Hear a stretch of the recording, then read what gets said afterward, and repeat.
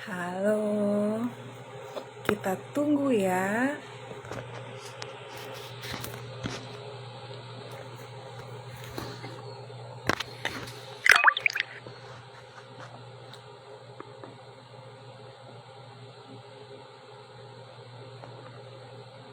Halo, selamat datang. Hai Osgu, apa kabar? Assalamualaikum warahmatullahi wabarakatuh. Selamat sore teman-teman semua. Ya, oke, kesempatan sore ini kita ngobrol-ngobrol manis aja nih sama dokter. Nama apa sih? Nama selebgramnya Dokter Ogre. Oke, kita panggil dulu ya, kita ajak join dulu Dokter Ogre. Dokter nama aslinya Dokter Andika Laksmana Kurniadi. Beliau ini spesialis kedokteran fisik dan rehabilitasi. Nah, selamat sore dokter. Assalamualaikum. Halo. Halo. Selamat sore, waalaikumsalam. Nah, sehat dok? Alhamdulillah. Alhamdulillah. Sehat juga dok? Sehat juga. Oke, dok, ini tadi saya baru memperkenalkan dokter nih. Jadi kan dokter, kalau nama selebgramnya Dokter Ogre ya. Cuman kan nama aslinya Dokter Andika Laksmana Kurniadi. Beliau dokter spesialis kedokteran fisik dan rehabilitasi di Rumah Sakit Akademik UGM ya dok ya, Yogyakarta. Betul, iya. Beliau ini juga seorang praktisi healthy lifestyle. Betul dok? Ya, dianggap. Boleh dianggap gitu. Loh, kan artinya kan sudah ini ya, mengamalkan, melaksanakan healthy lifestyle ya dok ya. Ya dok, kita ngobrol-ngobrol. Suara saya jelas dok? Jelas tapi resek-resek. Oh gitu ya, atau saya pakai headset ya dok ya? Tapi saya nggak tahu nih lebih jelas yang mana nih. Kita coba aja dok. Bentar ya dok Boleh, ya. boleh. Belum lah dok, lagi ini dok. Pertama live. Oke. Suara saya lebih jelas nggak dok? Sebenarnya suaranya Lebih tuh jelas? jelas, cuman memang ada kresek-kreseknya gitu loh. Oh, kalau sekarang? Nah, sekarang lebih jelas, kresek-kreseknya udah hilang. Tapi bergema nggak dok? Enggak sih, kalau di Oh, saya. oke. Sip, sip. Oke dokter. Nah, tadi kan udah perkenalan nih sama dokter Andika. Panggilannya siapa dok? Andika aja nggak apa-apa dok. Oke dokter. Siapa tahu panggilan ininya apa? Panggilan mesranya dokter Dika gitu. Kan lebih enak ya dokter Dika gitu ya. Boleh, silakan, nggak apa-apa. Oke, buat yang baru gabung, selamat datang, terima kasih. Ini kita mau ngobrol-ngobrol ringan tentang healthy lifestyle. Nah, dokter, boleh nggak ceritain dikit nih, healthy lifestyle itu seperti apa? Oke, mungkin sebelumnya terima kasih ke Dokter Dian Marta ya udah ngundang saya di IG Live-nya. Karena tahu saya Dokter Dian ini memang senior saya di bidang KFR, udah senior saya jauh. Saya ini malah mungkin kerasanya kayak ujian board ini. Kayak ujian board ditanya-tanya. Ya. Jadi tentang healthy lifestyle, saya mungkin disclaimer dulu ya dok. Kalau sebenarnya kalau mau dibilang apakah saya expert di bidang healthy lifestyle, mungkin enggak juga. Tapi kalau dibilang praktisi, sekarang menuju ke arah situ. Nah, sebenarnya apa sih sebenarnya yang dianggap sebagai healthy lifestyle ya? Kalau secara terjemahan harfiah ya gaya hidup sehat. Tapi gaya hidup sehat yang bagaimana sih sebenarnya yang harus mungkin semua orang lakukan atau saya lakukan, itu mungkin perlu banyak definisi-definisi yang mungkin lebih detail lagi, kan namanya gitu. Karena Mhm. kalau dikatakan healthy lifestyle, mungkin kalau pendapat saya pribadi itu sampai sekarang bentuk definitnya belum ada. Belum ada yang benar-benar, oh kalau mau hidup sehat harus gini, gini, gini, gini, harus ini. Kenapa? Karena ya saya manusia itu kan tersusun tidak hanya dari sekedar otak saja, nggak tersusun sekedar hati saja, nggak sekedar tersusun atas psikisnya saja. Dia variabelnya sangat kompleks. Jadi kalau mau Mhm. dikatakan lifestyle gaya hidup sehat yang definit, ya mohon maaf sampai sekarang menurut pendapat pribadi saya belum bisa ada yang dikatakan definit, benar-benar pasti gampangannya gitu. Ya, karena Iya. memang secara kalau mau dikomponenkan itu benar-benar nggak cuman hanya ini saja, oh ini saja, oh ini saja, enggak. Dia dia ya gini loh, manusia itu kan tersusun oleh berbagai macam hal, misalnya fisiknya, psikisnya, kemudian mungkin Mhm. kehendaknya, emosinya, itu macam-macam. Jadi semuanya harus holistik. Jadi mungkin saya mempelajari Hmm. ini mungkin jauh sebelum saya PPDS sebenarnya. Jadi ada yang namanya, mungkin waktu itu belum disebut seperti ini, fungsional medicine. Oh, oke. Jadi Boleh ini nggak, functional medicine tuh gimana, Dok? Nah, functional medicine itu dia apa ya istilahnya salah satu sudut pandang sebenarnya kalau pemahaman saya sudut pandang yang melihat manusia itu secara keseluruhan. Jadi secara holistik. Jadi penanganan masalah kesehatan manusia itu tidak hanya sekedar simptomatologi saja. Jadi ada sakit ini diobati ini. Obatnya Hmm. keluhan hipertensi dikasih antihipertensif. Ada orang yang kadar Oke. gulanya tinggi dikasih antidiabetik. Enggak cuma hal itu, tapi juga memperhatikan aspek-aspek yang lain. Mereka bilangnya kita harus melihat root cause-nya. Jadi akar permasalahannya itu di mana. Jadi Hmm. tidak hanya sekedar oh ini hipertensi, tensinya tinggi dikasih obat turun tensi. Enggak, mesti dipikirkan lagi kenapa sih orang ini bisa sampai hipertensi? Apakah karena memang genetiknya, apakah memang karena Mhm. mungkin lifestyle-nya, ataukah memang secara memang apa ya turunannya atau mungkin sebab-sebab yang lain. Jadi memang harus dilihat secara kompleks. Nah, sebenarnya Hmm. fungsional medicine sendiri sebenarnya setahu saya dia adalah eh, apa ya kalau bahasa Jawanya itu sempalan. Jadi dia aslinya Eh, adalah eh, bagian ajar cabangnya dari gitu ya, Dok? ya. Jadi Sempalan tuh cabangnya cabang ya? ya jadi kayak di Amerika atau mungkin di luar negeri itu kan ada yang namanya natural doctor, natural medicine doctor. Jadi dokter yang memang melakukan pendekatan dengan cara pengobatan natural. Nah, di sana memang gelarnya Mhm. adalah ND atau NMD, tapi semakin ke sini seorang MD atau medical doctor atau dokter lah kalau di Indonesia mulai mempelajari itu dan mereka melabelinya dengan functional medicine gitu. Oke. Nah, ternyata di Amerika sendiri ada lagi yang namanya American College of Lifestyle Medicine. Jadi memang suatu mungkin kalau di sini bilangnya spesialisasi ya. Kalau Oh. yang memang dia mempelajari tentang lifestyle. Tapi seperti yang kalau menurut pendapat pribadi saya tadi, yang namanya lifestyle memang belum bisa dibilang sebagai suatu definit. Apalagi Hmm. sekarang berkembang yang namanya nutrigenomik. Kemudian Oh kemarin ada seminar ya. saya ikut namanya sports genomik. Jadi sifatnya sangat personal. Nah, terus gimana untuk menjadikannya seperti sebuah panduan? Ya kalau Ya. saya melihatnya bagaimana sebuah sistem itu bekerja atau paling gampangnya fisiologisnya bagaimana. Hmm. Kalau saya bilang itu basic science-nya, jadi kayak fisiologis, biologis, biokim, patofisiologis itu harus memang mungkin itu ilmu yang sangat mungkin dilupakan oleh beberapa apa namanya teman sejawat kita namanya gitu. Mhm. Berarti kan healthy lifestyle ini masih macam-macam gitu ya, Dok ya? Kurang lebih artinya ya. Iya, bahkan memang banyak orang melabelkan ya ya mungkin kebetulan mungkin dia mungkin marketing dengan dia mau mungkin menjual produk apa dan lain-lain namanya gitu hingga Mhm.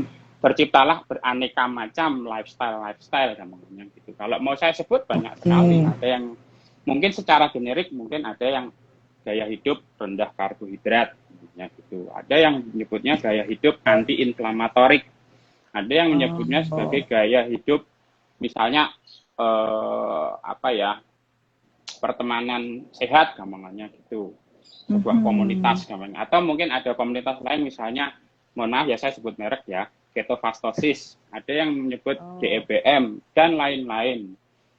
Atau mungkin vegetarian itu pun sebenarnya sudah sebagai sebuah lifestyle dengan sudut pandangnya masing-masing. Jadi mungkin karena labeling itu sebenarnya yang membuat kok sampai sekarang itu masih ruwet gampangannya itu menentukan lifestyle mana yang sebenarnya lebih sehat. Dan saya sering ngomong kalau dengan teman-teman ngobrol saya, labeling itu cuma bikin ribut sebenarnya. oke. Berarti kalau tadi ya kata dokter ada labeling yang malah bikin apa, mungkin bikin rancu gitu ya. Berarti kan sebetulnya ada satu yang prinsip ya dok ya. Nah, kalau dari sudut pandang saya, prinsipnya adalah melihat itu tadi Mhm. secara basic science tadi, dari mungkin ilmu biologisnya, fisiologisnya, biokimianya, atau mungkin dan lain-lain lah yang terkait dengan hal-hal yang mungkin mempengaruhi lifestyle kita, gitu. Nah, ya, dokter. Jadi sebetulnya untuk menciptakan healthy lifestyle, ya kan, hidup sehat gitu ya dok ya. Itu kita harus bagaimana sih dok? Yang mungkin harus dipahami adalah sebenarnya kenapa toh kita harus mengejar gaya hidup sehat itu. Mungkin yang perlu dipahami itu dulu. Kenapa toh kita mau harus melakukan hidup sehat? Karena apa? Karena kalau kita sudah menyarankan hidup sehat, pasti yang menjadi pertanyaan, ini boleh nggak dok? Yang ini boleh nggak? Yang ini jangan nggak? Gampangannya ada semacam judgmental. Jadi kalau saya sudah mengatakan itu boleh, pasti akan dianggap ya sudah ini nggak masalah. Padahal boleh itu belum tentu definite boleh. Misalnya gini, oke, makan telur itu baik, makan telur Hmm. itu sehat, gampang itu. Tapi kalau dimakan ternyata menimbulkan masalah, misalnya ternyata yang dimakan sampai dua butir, tiga butir, ternyata tubuhnya sendiri tidak menerima itu. Walaupun mungkin ada yang teman-teman yang lain mungkin makan sampai 40 butir per hari pun tidak masalah.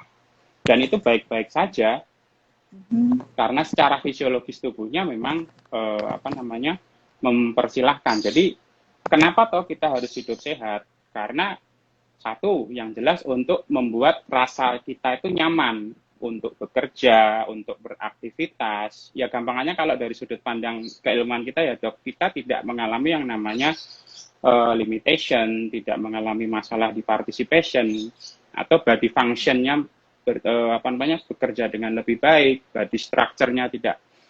Oke, nih body structure Ada memang masalah. mungkin kalau kalau ada masalah ya sudah, tapi body functionnya memang harus dikembalikan sefisiologis mungkin sehingga tidak tercipta limitasi, tidak tercipta partisipasi, termasuk dari sisi psikisnya, psikologinya.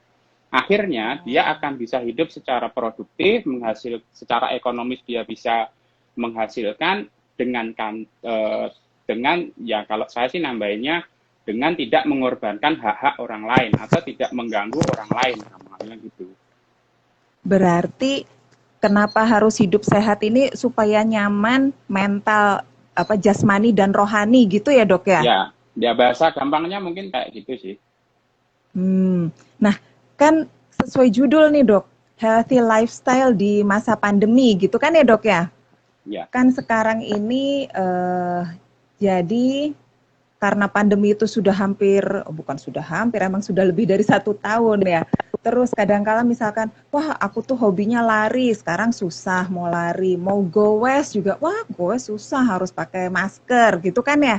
Jadi supaya hidup sehat itu harus gimana? Karena kan tadi dokter juga bilang ya bahwa apa imun kita itu harus bagus ya untuk apa ya supaya kita bisa lebih sehat gitu kan imunnya harus lebih baik. Jadi gimana nih dok healthy lifestyle di masa pandemi ini? ya kita kan memang itu ya mengupayakan bagaimana supaya fisik itu lebih bahasa bahasa anunya perkasa namanya gitu. Secara psikis kita tidak mengalami gangguan, tidak mengalami yang mungkin kecemasan, depresi dan semacamnya. Kalau saya Mm-mm. memang sudah melihat berbagai macam lifestyle yang ada di seluruh dunia, saya cuma bisa mengkomponenkan satu, kita harus memperlihat komponen dari pola makan atau diet. Kemudian nomor 2 adalah aktivitas. Aktivitas ini bisa berarti aktivitas fisik atau memang aktivitas yang sifatnya leisure atau olahraga atau hobi. Kemudian berikutnya adalah komponen istirahat, termasuk tidur. Nah, jadi bagaimana komponen tidurnya? Kemudian mungkin secara garis besar yang berikutnya adalah bagaimana dia bisa memanage psikis atau manage stresnya.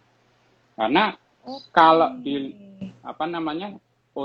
secara umum mungkin komponen lifestyle seperti itu. Jadi ada pola makan atau diet, kemudian mengatur aktivitas termasuk olahraga, kemudian bagaimana istirahatnya, kemudian manajemen stres. Karena ini terkait untuk balance lifestyle atau gaya hidup yang memang seimbang. Saya nggak bilang gizi seimbang ya, saya bilangnya lifestyle seimbang. Karena kalau gizi seimbang nanti mungkin teman sejawat gizi yang lebih paham kemana gitu. Karena saya lebih suka membicarakannya secara fisiologis tadi. Oke, dokter, tadi kan lifestyle yang seimbang. Berarti ada takarannya ya kan dok, dari 4 komponen tadi, pola makan, aktivitas, istirahat, dan stres. Ya kan dok, kalau saya, nanti saya banyak tidurnya dok, jadi nanti bukan jadi healthy lifestyle kan, jadi gimana nih dok, supaya seimbang nih? Jadi sebenarnya manusia itu kalau secara garis besar saya mungkin melihatnya ada semacam kayak yin dan yang memang ya. Jadi kayak misalnya ada anabolisme, ada katabolisme. Ada misalnya starvation, ada memang kita kemudian feeding atau makan. Kemudian ada yang namanya kita siklus bangun, ada siklus tidur. Jadi memang lifestyle yang sifatnya balance itu ada. Jadi kalau ada di sebuah jurnal yang sangat mungkin populer di beberapa teman sejawat saya, namanya itu yang dari NEJM yang membicarakan tentang intermittent fasting sebagai potensi untuk dalam pengaruhnya dalam menghadapi kesehatan. Di sana ditulis bagus banget sebenarnya. Jadi tubuh itu memang akan mengalami yang namanya katabolisme dan anabolisme untuk memperbaiki kesehatan, untuk mengejar kesehatan, untuk dalam goal jangka panjangnya adalah meningkatkan ketahanan tubuh terhadap penyakit, termasuk penyakit-penyakit metabolik, atau kalau mungkin dalam pandemi yang sekarang adalah COVID-19, namanya gitu. Jadi di jurnal tersebut dia mengatakan kita memang harus memperhatikan keseimbangan kapan kita tidak makan, kapan kita makan, kapan kita harus aktivitas atau olahraga, kapan kita harus bisa istirahat atau tidur malam. Nah, disitulah nanti akan tercipta kesetimbangan sehingga tubuh itu akan bekerja lebih fisiologis dan akan yaitu tadi goal jangka panjangnya lebih tahan terhadap penyakit-penyakit namanya gitu. Jadi tapi kalau mau membicarakan takarannya, nah ini personal sekali sebenarnya. Tapi paling tidak bisa dibicarakan atau didetailkan kenapa sih kok bisa harus begitu? Kenapa kok harus begitu? Jadi gini, saya mungkin untuk pola makan sendiri, terkadang sejawat ini biasanya menggunakan kalori, gitu, hitungan kalori. Oke, jadi dalam tubuh jumlah, maksudnya tubuh kita memang secara harian akan ada yang namanya basal metabolic rate atau memang kalori yang akan terbentuk sebesar itu. Kemudian kita akan melakukan kalori masuk dan kalori keluarnya sehingga harus tercipta kesetimbangan. Paling gampang kalau mau turun berat badan, prinsipnya adalah kalori defisit. Kalori masuk harus lebih rendah daripada kalori keluar. Tapi menurut saya itu bukan prinsipil sekali. Jadi seperti kayak ada misalnya panduan orang melakukan timbangan. Karena timbangan saja tidak bisa menentukan seberapa sehat kita, gitu. Begitu pula dengan kalori, kalau menurut saya. Karena apa? Karena kalori itu cuma hitungan energi saja. Di tubuh sendiri tidak ada yang namanya reseptor kalori. Jadi tubuh itu memang tidak bisa menghitung sebenarnya. Yang bisa dia tahu adalah berespon terhadap perubahan signal sel dan proses-proses kimiawi. Jadi belum tentu orang yang kurus itu sehat gitu ya dok? Ya, makanya Oke. apa namanya?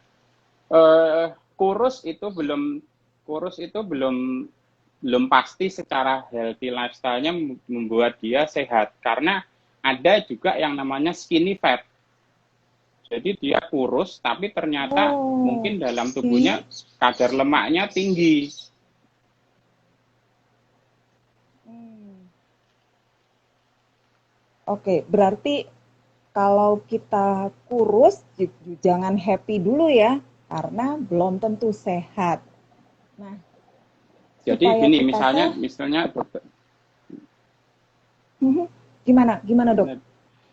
jadi gini, Nin maksudnya mungkin dokter mhm. Dian mungkin mungkin dulu waktu PPDS atau mungkin masih sekarang jadi spesialis rehab medik melihat orang-orang yang mungkin terkena stroke, mungkin terkena serangan jantung, kan tidak semuanya gemuk kan. Ya, betul. Ada yang kurus, ada yang mungkin badannya ideal. Jadi memang tidak bisa dijadikan patokan kalau secara mungkin hanya timbangan berat badan. Jadi ada Hmm, banyak komponen yang memang harus dilakukan assessment lah gampangannya gitu. jadi, apa ya, memang harus dicari tahu gitu ya, eee, karena tadi ya kurus belum tentu dia sehat. Jadi bagaimana kebiasaannya gitu ya, Dok, ya, melihat dari 4 komponen tadi ya, pola makan, aktivitas, istirahat, dan stres, gitu ya, Dok, ya? Secara garis besar sih seperti itu. Sebenarnya kalau mau didetailin lagi mungkin banyak banget karena pola makan sendiri itu udah komponennya sudah sangat luas sekali gampangannya gitu. Karena ya pola diet yang tadi yang saya bilang labeling untuk pola makan sendiri sudah sangat banyak Mhm. sekali dan saya nggak akan menganggap itu jelek. Saya Oke. nggak akan menganggap itu jelek. Misalnya ada yang menyebab, oh jangan diet mayo nanti lemes. Oh jangan diet keto nanti kolesterolnya tinggi. Nggak juga. Siapa tahu memang secara Hmm. secara secara personal dia memang lebih pas untuk melakukan itu, tapi paling tidak secara fisiologis bisa dianalisis kira-kira kapan toh kita harus diet ini, kapan toh kita harus diet itu, manakah yang secara jangka panjang bisa lebih baik dengan memperhatikan Mhm. aspek-aspek fisiologis tadi atau aspek-aspek metabolik karena metabolisme yang memang paling dekat terhadap pola makan. Dokter, jadi tertarik ini dokter. Kalau tadi kan ya kita sebut aja misalkan tadi ada diet mayo, kemudian ada diet keto. Bisa berarti bisa pada satu orang itu dua jenis diet tadi itu cocok gitu bisa. Jadi gini, ya mungkin bisa-bisa aja Bisa-bisa aja. tergantung sudut pandang melihat keberhasilannya mau apa. Targetnya mau Pertama, apa? goalnya mau apa. Contoh, Mhm. diet mayo. Diet mayo kan sering dilakukan karena ingin turun berat badan. Dan itu Hmm. dilakukan selama 2 minggu. Tidak memasukkan garam, tidak memasukkan gula, dan minim bumbu. Gampangannya diperbanyak gampangannya sayuran dan semacamnya lah. Kalau cuma Mhm. untuk turun berat badan selama 2 minggu, pasti turun dengan cara seperti itu. Cuman Mhm. memang benarkah turunnya berat badan itu yang memang dicari karena sepemahaman saya penurunan berat badan di awal misalnya dia menentukan ini mulai diet kemudian mungkin 2 minggu berikutnya diet itu di 2 minggu awal kemungkinan besar itu baru air saja yang turun. Ya, Jadi ya. kalau cuman Ya, turun berat ya turun karena memang airnya turun. ya. Karena tubuh kita paling banyak komposisinya memang air ya, Dok ya. Ya, betul. Karena kalau tubuh kita sendiri kan komposisinya nggak cuman otot, dia ada tulang, Mhm. ada lemak, ada organ, Mhm. ada air, ada mungkin udara, dan itu terhitung secara berat badan. Makanya kenapa jangan selangan selalu apa namanya melihat berat badan, kalau memang mau menurunkan berat badan. Itu jadi dilihat sudut pandangnya saja, maksudnya goalnya mau gimana, secara fisiologis bagaimana. Saya termasuk yang memang tidak pernah mau menyalahkan diet ini, diet itu. Tapi paling tidak Mhm. bisa dijelaskan secara fisiologis kenapa ini Mhm. berhasil, kenapa ini enggak, kenapa ini buat orang ini bagus, buat orang ini tidak berhasil. Bisa dilihat sebenarnya di analisis fisiologisnya seperti itu. Oh, berarti tiap individu bisa berbeda ya dok ya? Tiap orang bisa beda, Ya, tergantung betul. tergantung respon apa ya? Kalau misalkan tadi kata dokter kalau orang stroke gitu kan ya, orang darah tinggi berarti kita harus tahu akar masalahnya apa, itu yang kita obati gitu ya dok ya? Ya, bisa seperti itu.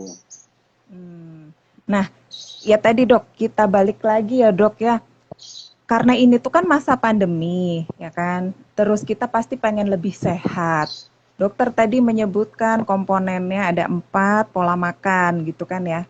Nah, ada bedanya nggak sih healthy lifestyle antara orang yang sehat gitu ya, sama yang terkena COVID?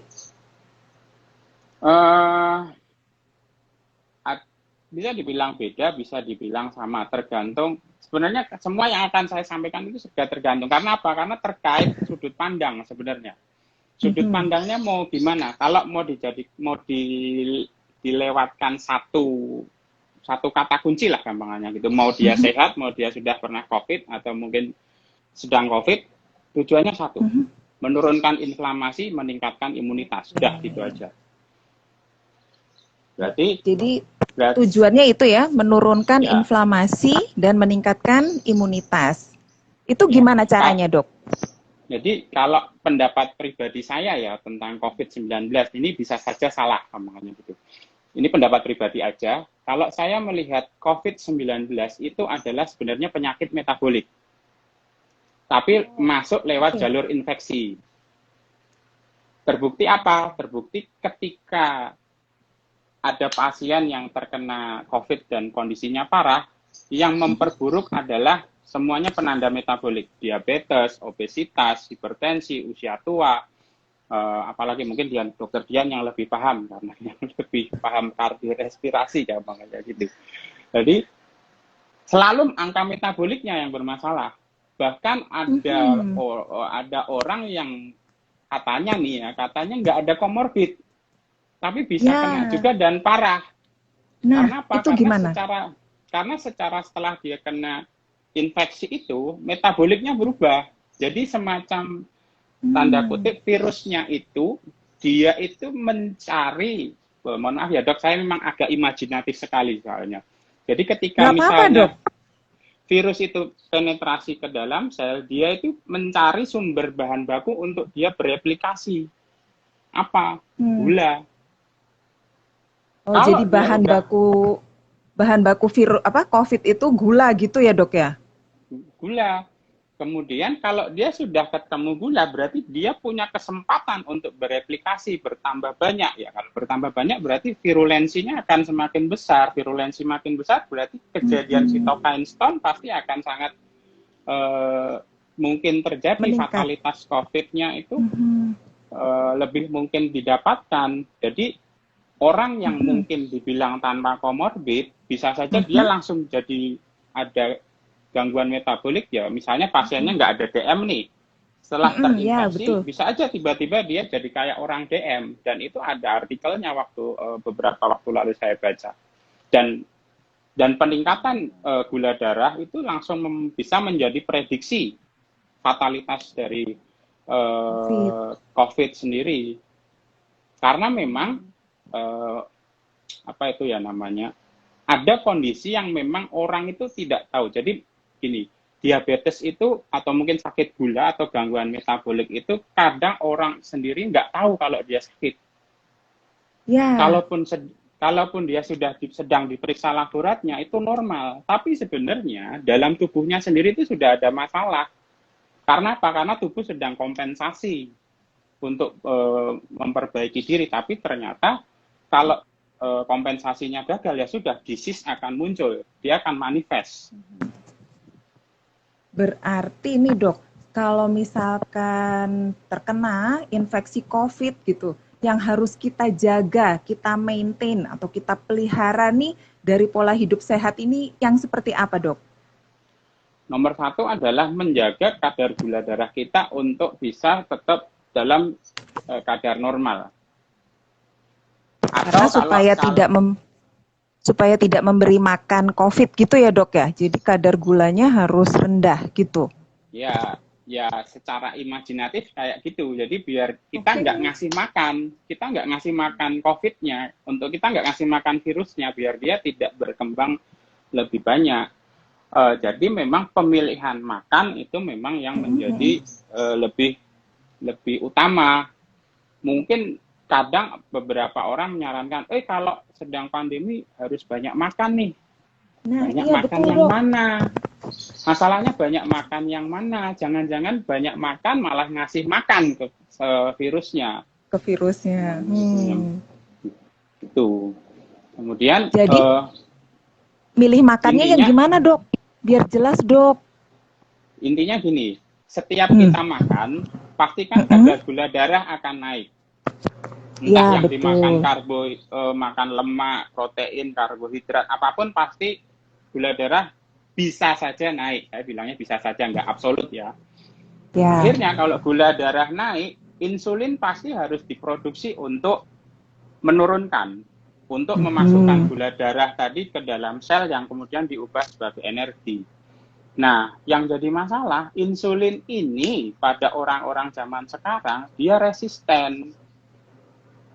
Tapi Kenapa orang-orang tidak bisa? tahu. Oke, coba diceritakan sedikit dok. Kenapa sih di zaman sekarang insulin itu resisten?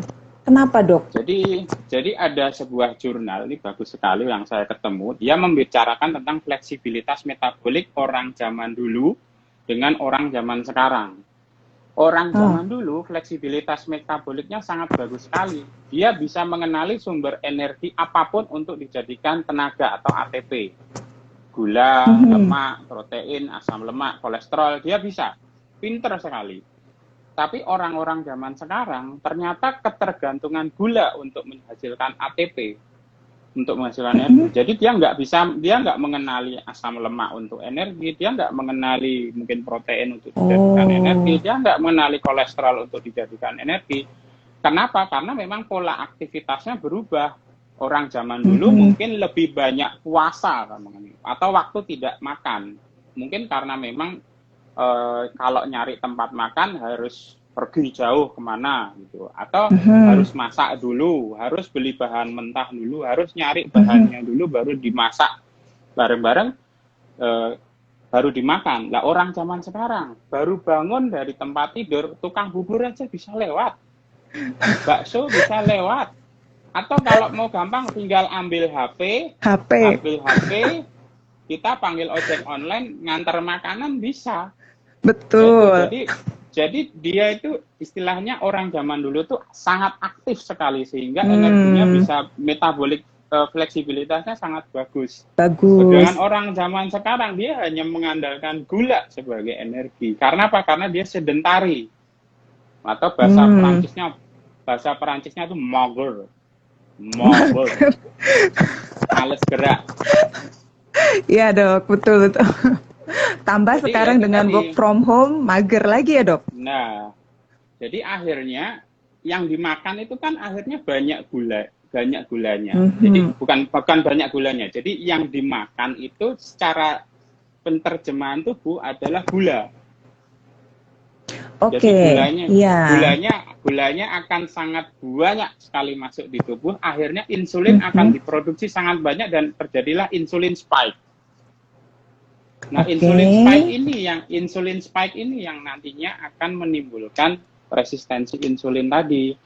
Jadi sel itu sulit Oh, menerjemahkan ini kita butuh insulin nggak sih? Jadi bingung. Kayaknya masih butuh nih, hmm. akhirnya diproduksi tinggi. Tapi ternyata insulin sendiri tidak bisa terbaca oleh sel yang mau dimasuki gula. Akhirnya dia kan Mhm. insulin akan produksi terus sampai Ya. akhirnya dia mungkin kecapean. Yang akhirnya apa? Gulanya tetap akan mengambang saja di pembuluh darah, akhirnya tubuh Mhm. akan menyalakan mode, oi, gulanya disimpan saja Oke. ke dalam entah glikogen di hati, Mhm. glikogen di otot, atau mungkin lemak-lemak seperti lemak di hati, lemak visceral, lemak di pipi, lemak di perut, lemak di bokong, lemak di paha, ya di mana sajalah itu lemaknya. Oh, berarti itu kebiasaan ya. Jadi proses itu tuh bukan sebentar, tapi ya karena kebiasaan. Jadi tubuh itu tadi ya insulinnya jadi apa resisten gitu ya dok ya. Salah satu komponen yang paling gampang, bukan paling gampang, yang paling kelihatan sampai saat ini adalah insulin resisten. Makanya tadi saya bilang, orang Mhm, tidak sadar dia sakit gula, tapi dia tubuhnya terasa mhm. seperti masih sehat. Sebenarnya dia sedang Oke. mengalami yang namanya insulin resisten. Hmm, Nah, berarti gimana dok? maaf, Dok, Untuk untuk mengetahui apakah insulin resisten itu sangat sulit mhm. sekali, sangat subjektif sekali. Oke. Kalau mau diobjektifkan, ada suatu pemeriksaan namanya HOMA IR. Jadi HOMA IR. Jadi memang itu pemeriksaan Ya, insulin. Pemeriksaan insulin yang setahu insulin. saya di Indonesia itu masih sangat awam, maksudnya sangat sangat jarang dilakukan. Belum familiar ya dok ya, Homa IR itu. Jadi eh, kalau apa ya, berarti supaya tidak insulin resisten, itu kita juga harus aktif ya dok ya. Jadi untuk membuat insulin menjadi lebih sensitif lagi, memang yang pertama adalah olahraga. Tapi olahraganya pun Hmm, harus terukur. Olahraganya juga harus terukur. Tidak yang asal ikut olahraga zaman sekarang. Oh sekarang gowes, oh aku tak ikut gowes, beli sepeda yang mahal, nyepeda sampai 4 jam, 5 jam tanpa tahu oke. sebenarnya tubuhnya seperti apa. Nomor dua, tetap memperhatikan pola makan. Dipilih makanan yang memang Mhm. tidak memicu insulin spike. Makanan yang paling tidak Oke. memicu insulin spike, mungkin ini mengagetkan teman-teman. Makanan yang tidak membuat insulin spike adalah lemak. Maksudnya lemak gimana? Minum minyak gitu? Jadi pemilihan lemak yang memang yang pas lah, yang baik. Karena Mhm. sekarang itu menganggap tinggi lemak itu ada salah persepsi. Jadi kita memilih lemak yang memang lemak, bukan lemak jadi-jadian, gitu. Lemak yang kita pilih misalnya eh, apa namanya extra virgin olive oil, atau mungkin VCO, virgin coconut oil, atau mungkin avokat, atau mungkin yang sifatnya hewani seperti telur, mungkin ikan, kemudian unggas seperti itu. Sebenarnya dengan catatan pengolahannya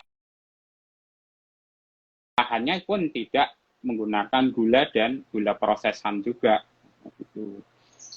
Oh, kalau ini Kemudian setelah makan, dok, izin bertanya dok, kalau ya soalnya ngomongin lemak nih, tadi kan dokter bilang virgin coconut oil gitu ya.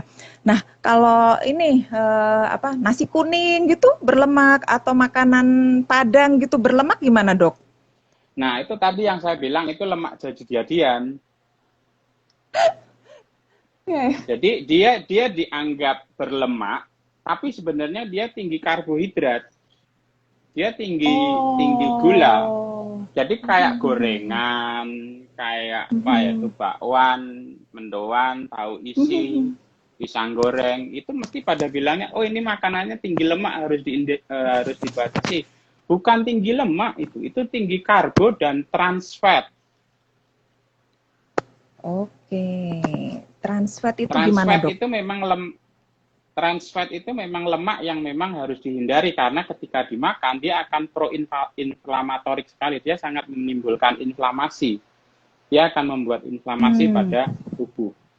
Gitu. Nah, lemak sendiri itu memang harus dipahami, dia lemak itu ada lemak esensial, ada lemak non esensial. Lemak esensial itu lemak yang memang tidak diproduksi oleh tubuh sendiri. Berarti memang kita harus makan. Contohnya lemak-lemak yang didapatkan dari hewani. Lemak-lemak dari hewani. Kemudian ada lemak yang memang sifatnya unsaturated fatty acid, ada yang saturated fatty acid. Tapi sampai sekarang ternyata terbukti lemak yang dibilang lemak jenuh itu ternyata menyebabkan penyakit kardiovaskuler, ternyata tidak terbukti menyebabkan penyumbatan pembuluh darah. Karena sebenarnya Jadi, yang menyebabkan penyumbatan pembuluh darah adalah inflamasinya sendiri. oh oke. Tubuh itu Jadi terjadi bukan minyaknya inflamasi. ya?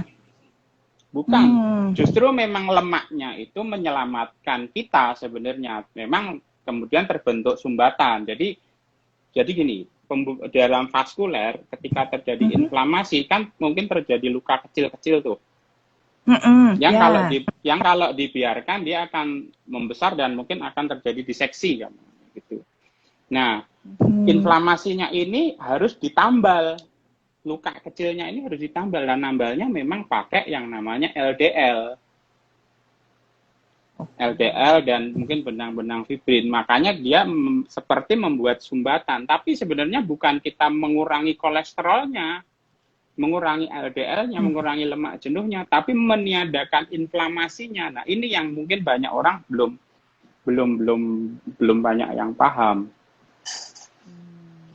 Iya sih dok, soalnya kan kalau misalkan cek lab, terus wah kolesterolnya tinggi gitu kan, terus ngurangin goreng-gorengan, gitu kan dok. Ya. Jadi, Jadi yang benar gimana dok? Jadi bukan yang benar ya, ini pendapat Oke. saya berdasarkan literatur yang pernah saya baca. Dari profil lipid itu yang memang harus diperhatikan benar-benar hanya ada dua sebenarnya, trigliserid dan HDL. Karena yang memicu inflamasi atau memicu sumbatan pada vaskuler adalah trigliserid yang tinggi dan HDL yang rendah. Dan ini ternyata kemarin saya menemukan penanda HDL yang rendah dan trigliserid yang tinggi ini menjadi prediktor fatalitas dari COVID juga.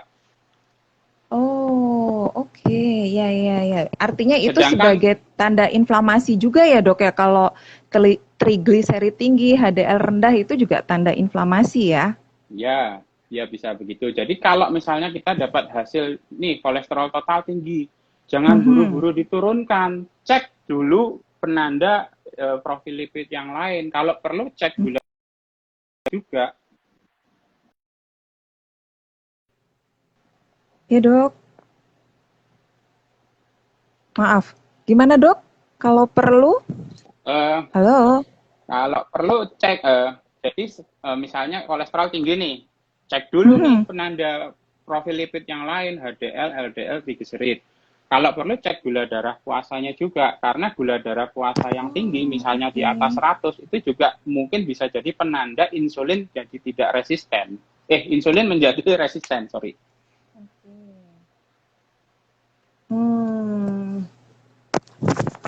Baik dok. Wah, pas kebetulan nih saya lagi dapat SMS diskon cek lab nih. Berarti yang dicek profil lipid ya, trigliserid, HDL, dan gula darah puasa gitu ya dok? Kalau saya ya dok, untuk melihat penanda metabolik, saya akan melihat di gula darah puasa atau di HbA1c, kemudian profil lipid yang lengkap, SGOT, SGPT, kemudian lingkar perut sebenarnya, lingkar perut yang dibandingkan dengan tinggi badan. Jadi bukan karena ada yang bilang sindroma metabolik itu lingkar perut harus di bawah 80 dan 90, tapi itu sebenarnya penanda untuk orang luar. Yang orang Indonesia kurang pas sebenarnya. Jadi melihatnya adalah lingkar perut dibandingkan dengan tinggi badan. Harusnya normalnya berapa dok? Itu yang saya lupa. Iya dok, soalnya kalau lingkar perut saya nggak pernah di bawah 80 ini dok. Masih di atas 80 ini. Kemudian untuk melihat penanda metabolik yang lain atau penanda inflamasi yang mungkin sekarang lagi ngetrennya nih, vitamin D. Nah iya, itu gimana tuh dok? Karena memang vitamin D ini memang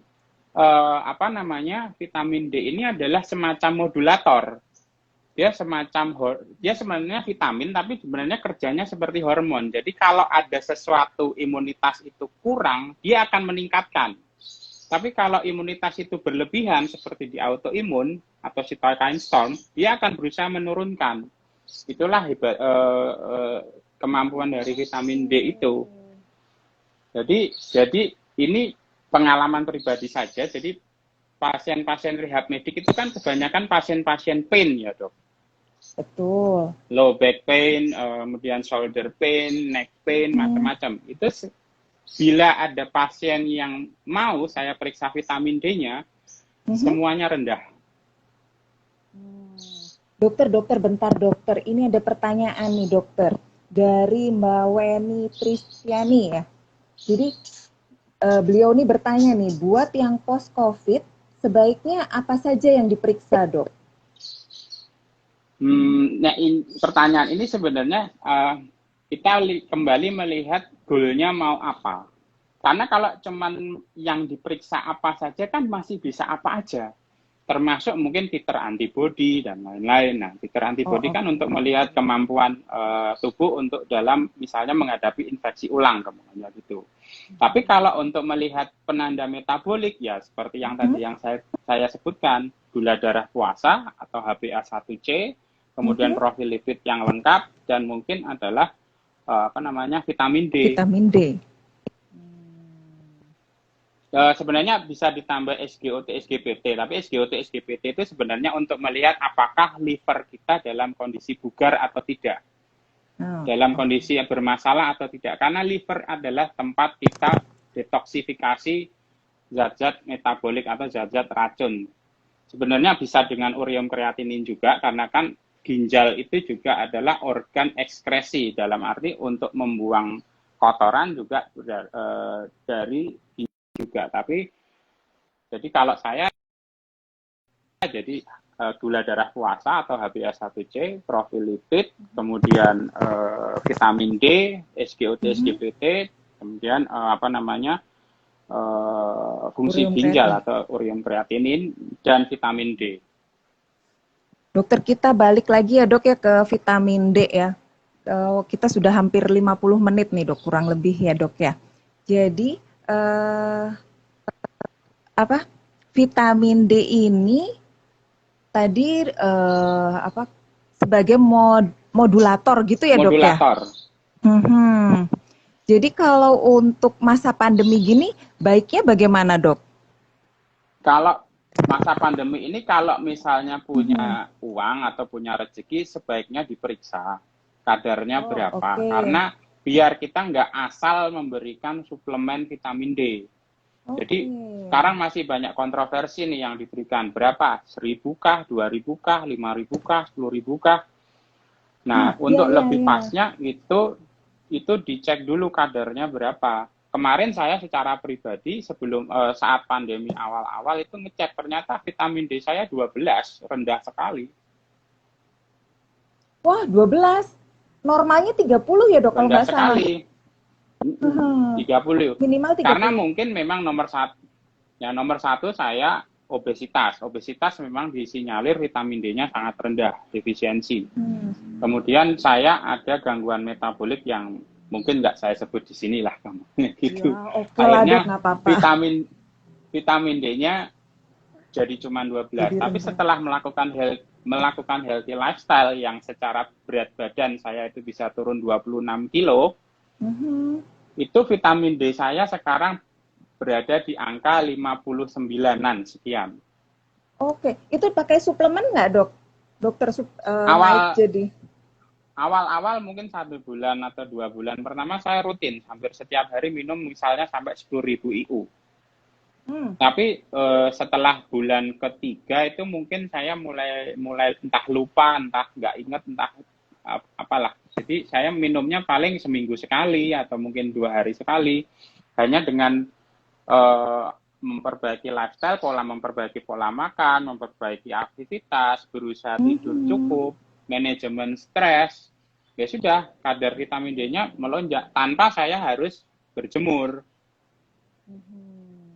Karena apa? Saya kalau berjemur itu sebenarnya seperti semacam noxious stimuli untuk vampir. Jadi stimuli yang nggak menyenangkan sebenarnya berjemur itu. Makanya ternyata dengan merendahkan makanan yang tidak memicu insulin spike, ternyata juga Mhm. bisa memperbaiki kadar vitamin D. Karena apa? Karena memang kebutuhan vitamin D-nya jadi berkurang. Sehingga ketika diperiksa hasilnya bisa tinggi, hampir 2 kali lipat normalnya. Baik, dokter. Dokter, sebetulnya ini diskusinya menarik banget. Bukan diskusi sih, ini ngobrol ya dok ya, ngobrol. Bukan ujian, Sharing bukan. aja, Oh ya, sharing sharing aja. boleh. Sharing, oke. Jadi ini kalau boleh saya simpulkan dulu ya dok ya. Jadi untuk healthy lifestyle itu, hidup sehat itu memang banyak komponennya. Ya dok ya. Jadi ada komponen pola makan, kemudian aktivitas, istirahat, dan manajemen stresnya. Nah, yang paling penting memang semuanya itu harus seimbang. Kemudian pola makan ini juga harus apa ya, yang tidak menyebabkan insulin spike gitu ya dok ya, supaya apa Inflamasinya tidak tinggi. ya supaya inflamasinya tidak tinggi karena kalau tidak ada inflamasi berarti tubuh kita itu sehat gitu kan ya dok ya. Lebih Betul. baik. Nah, apalagi di masa pandemi ini, di mana COVID itu menyebabkan inflamasi atau mungkin sering dengar badai sitokin, itu kan berarti wujud dari inflamasi ya dok ya. Jadi jangan sampai kalau kita terkena, nauzubillah min zalik ya, kalau kita terkena COVID, jangan sampai kita itu terjadi badai sitokin. Jadi kita harus mengontrol makannya, kemudian aktivitasnya juga harus kita jaga gitu ya dok ya. Istirahat dan manajemen stresnya gitu ya dok. Ya, karena memang di pandemi sekarang mau mau mau gimana tetap ada yang namanya kengerian, kecemasan juga. Menimbulkan kecemasan, akhirnya manajemen stresnya jadi berantakan. Betul, Mau betul, dikasih betul. akhirnya ketika manajemen stresnya berantakan, pasti istirahatnya Mhm. nggak cukup. Tidur malamnya terbangun-bangun atau mungkin Ya, istilahnya fragmentasi, kemudian mhm. jadi sulit tidur.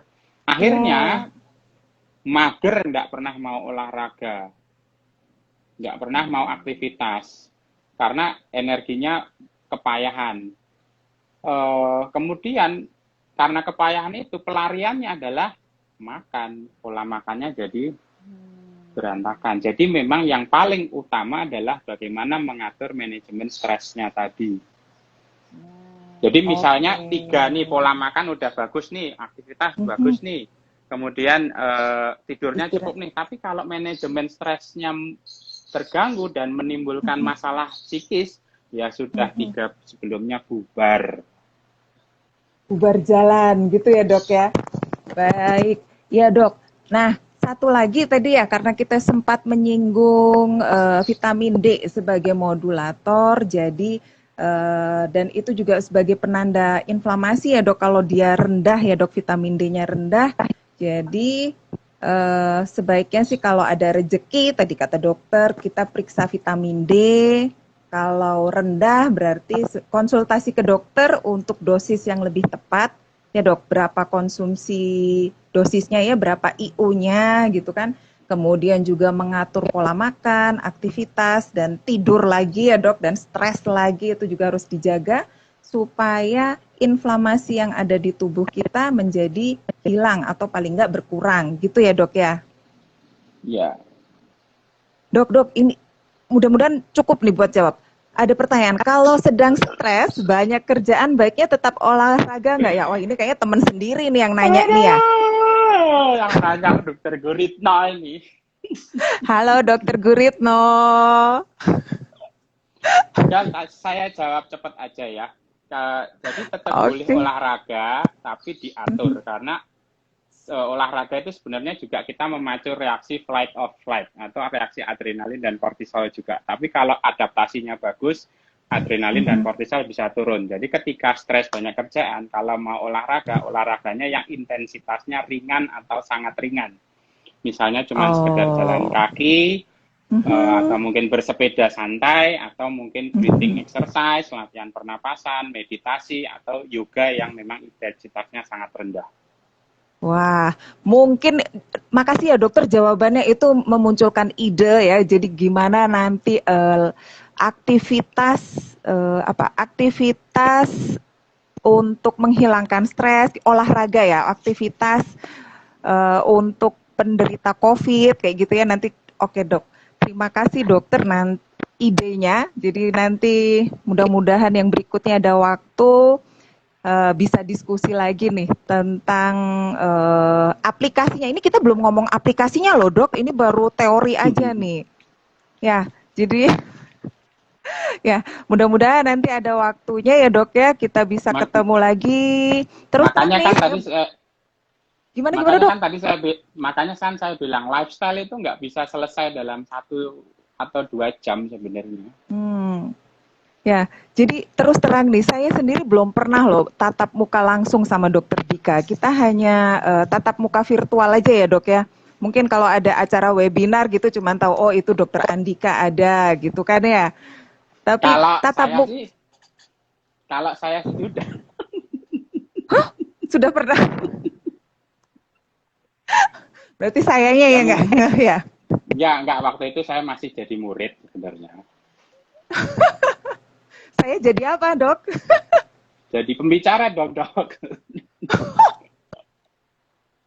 Oke, baik. Terima kasih ya Dokter Dika atas waktunya. Ya paling nggak ini membuka wawasan baru buat saya bagaimana menjaga tadi 4 hal tadi supaya seimbang ya dok ya. Kemudian juga mudah-mudahan ini bermanfaat buat para sobat sore yang sudah ikut acara ini sambil ngabuburit, sambil menunggu waktu buka. Mungkin kalau di Jogja tinggal beberapa menit lagi ya dok ya? Ya Berapa menit mungkin lagi dok? 40 menitan lagi kayaknya. Oh, 40 menit ya dok ya. Di Bandung masih 50 menit. Baik dokter, terima kasih ya dok. Atas waktunya, atas Sama-sama. ilmunya. Mudah-mudahan manfaat, dokter juga jadi murah rezeki ya dok ya. Sukses Amin, selalu ya dok amin. ya. Mm-mm. Sukses juga buat semua para sobat sore termasuk Dokter Guritno ya. Terima kasih. Assalamualaikum warahmatullahi wabarakatuh. Waalaikumsalam. Sampai ketemu dok. Makasih dok. Oke, sip. Oke, saya tutup ya.